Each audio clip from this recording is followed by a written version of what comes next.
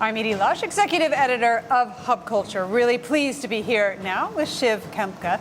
Now, you have been doing a lot of work, education in climate, or in various places around the world since the Rio COP. Now, that's quite a long time ago. Tell me why you've been focusing on this. So, well, our foundation, which is from India, my brother took leadership and went to COP in Rio in '92 and got very passionate about the climate issue.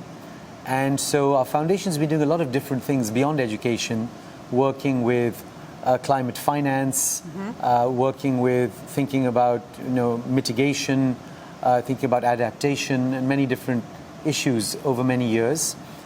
One part of our foundation, which is called the Global Education and Leadership Foundation, focuses on education and leadership for young people. And we felt that it was very important to create awareness amongst young people about not only the Sustainable Development Goals in general, but about climate issues in particular. And so we train about 3 million young people a year in middle school and high school on global citizenship, including climate, including all the issues around, being good custodians of the environment and about the world that we live in. What have been some of the outcomes? What do you hear from people who've been through the program? What do they do as a result?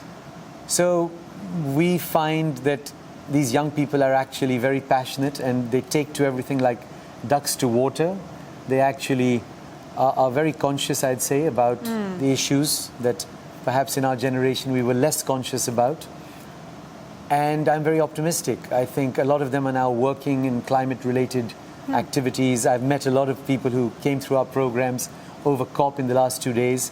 This is a historic COP, COP28 in Dubai, which is, I was at Glasgow, for example, and, this is just much larger. Much warmer, too. Much warmer, too. And I think it's very interesting to see how, the voice of the planet is coming together, being corralled, and governments, private sector, NGOs are all starting to coalesce together into some kind of architecture to support the issues, to face what I think is the biggest challenge of our times. Of our time. I love that you're focusing on young people, because one of the things that gave me chills the other day was listening to King Charles saying, our grandchildren your grandchildren will not be asking you, what did you talk about at COP28? They'll be asking what you did at COP28.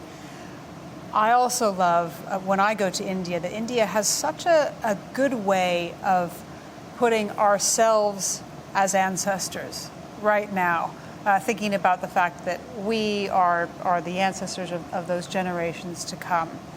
And young people remind us that it's not just about us, it's about the next generation. That passion must continually inspire your work. It does. It's so exciting to work with the young people. And I think, of course, I think they don't give us a very high grade for what we did.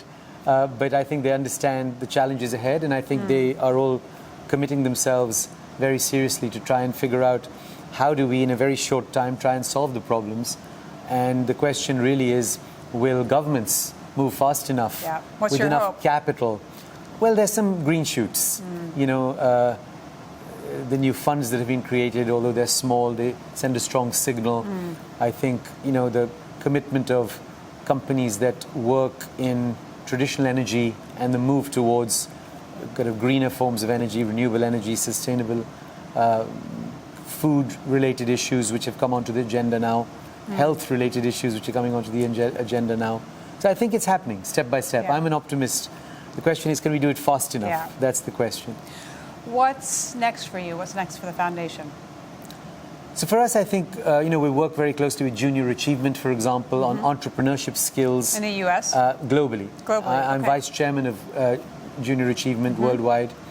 And I think that entrepreneurship is very important because it allows young people to think about being problem solvers, creating jobs, not just taking jobs, and thinking about how do they harness this amazing bounty of new technologies that's being created, AI in particular, to solve these problems.